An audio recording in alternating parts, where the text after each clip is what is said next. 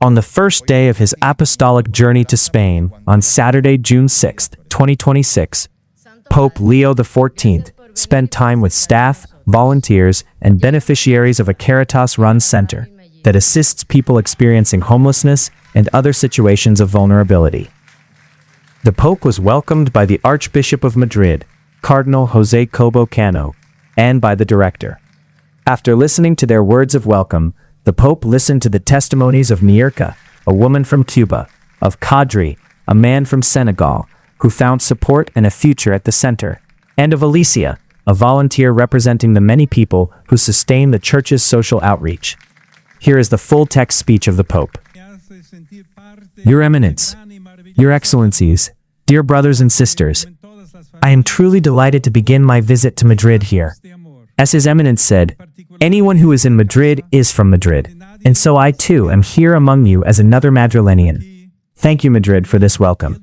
The welcome I have received makes me feel part of a large and wonderful family in which, as in all families, miracles of love take place. This is particularly true in this home, where no one remains alone. Here, each person's joy and sorrow are the joy and sorrow of all.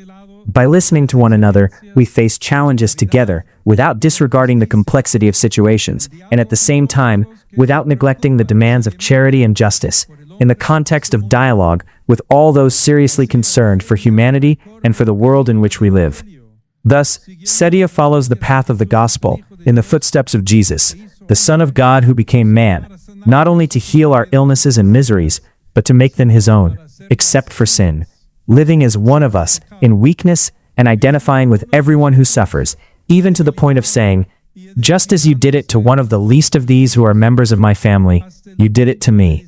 It is in this sense that we can understand the words we have just heard in the song. In every dream I sought you, and none was in vain. They sum up very well the testimonies we have heard and the work carried out here every day. Indeed, thanks to a dream and a small open door, small in size but immense in mercy, as His Eminence said, Niorca has given Eris and Athena life, her motherly love, the grace of baptism, and the promise of a happy future. Thanks to a dream and that same small door, Kadri has made it through the dark tunnel of the pandemic and a journey full of uncertainties, with the help of those who lent him a hand, showing him that they cared for and believed in him. He found a job and, above all, regained the desire not only to move forward, but also to support others, just as others have supported him. Thanks also to a dream and that same small door, every day Alicia and the other volunteers at the Hope Project helped so many women to start a new life and to regain dignity, independence, hope, and respect for the sacred value of their humanity. The symbols you have given me are also a message for everyone. The ribbon bearing the children's names expresses the joy that every birth brings to the world. The residence permit tells a story of effort and, above all, of commitment, honesty, and welcome. The sandals, which recall Moses' encounter with God at Horeb, evoke the sacred ground that we are bound to respect in every human life. I express heartfelt gratitude to all of you for sharing your experiences of pain, which are above all full of light, and that reflect like mirrors the love of God. Your testimonies open a window onto a vast panorama, filled with countless mothers like Niorca, boys and girls, women and men and volunteers, so many people, so many brothers and sisters, so many stories. These stories are so numerous that, as St. John says, if every one of them were written down, I suppose that the world itself could not contain the books that would be written. This comparison with the gospel is not forced, for the things that Jesus did, the things to which the evangelist refers, continue in these stories. In his remarks, the Archbishop spoke of the path that leads from Bethlehem to paradise. Madrid is also famous for the nativity scenes that adorn the city during the Christmas season. Their beauty, however, is but a pale reflection of an even greater and deeper wonder, which we find here today. The lights, voices, and sounds that touch our hearts and bring tears to our eyes during the Christmas season are, in reality, carried within us, with us, and among us throughout the year. Today they are more alive and radiant than ever in this place, around this simple and welcoming nativity scene, which with God's help you continue to prepare day by day, or literally day and night, for Jesus, present in the people who come to the center's doorstep in search of help. The words Jesus spoke to his disciples have been chosen as the theme for this visit. Look around you. These words are an invitation to contemplate the fields that, now ripe, await the harvest, and they remind us that charity permits no delay. If the wheat is not harvested when it is ripe, the harvest is lost. This is our responsibility before those in need. It is a responsibility that consecrates every encounter with another as a kairos, a unique and unrepeatable moment of grace in which to love, which must not be lost or postponed. The love of Christ impels us toward our brothers and sisters, and the charity and concern with which we respond to its promptings are the proof of our faith. If we think about it carefully, in reality, Christians too, on a number of occasions, have succumbed to attitudes shaped by secular ideologies or political and economic approaches that lead to gross generalizations and mistaken conclusions. The fact that some dismiss or ridicule charitable works as if they were an obsession on the part of a few and not the burning heart of the Church's mission convinces me of the need to go back and reread the gospel, lest we risk replacing it with the wisdom of this world. The poor cannot be neglected if we are to remain within the great current of the Church's life that has its source in the gospel and bears fruit in every time and place.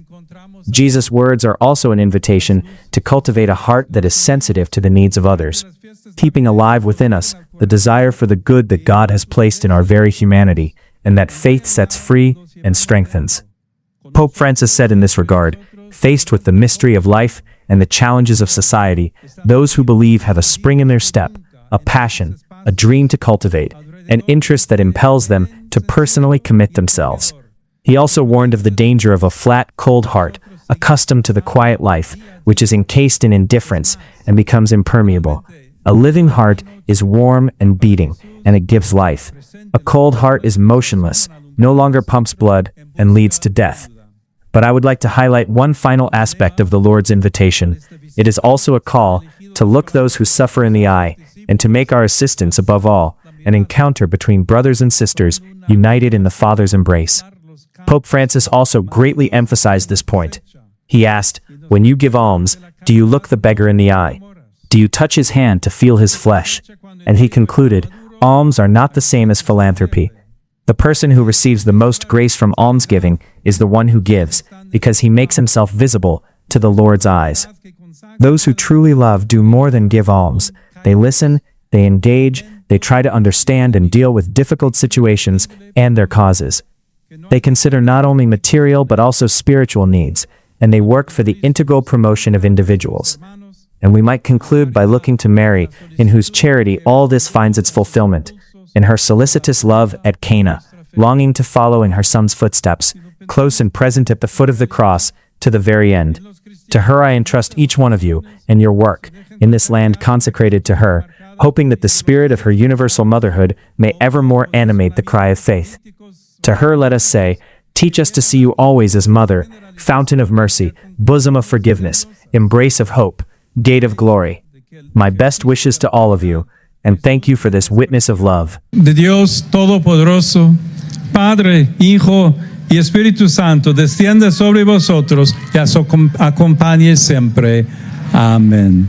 Felicidades a todos. Muchas gracias por este testimonio de amor.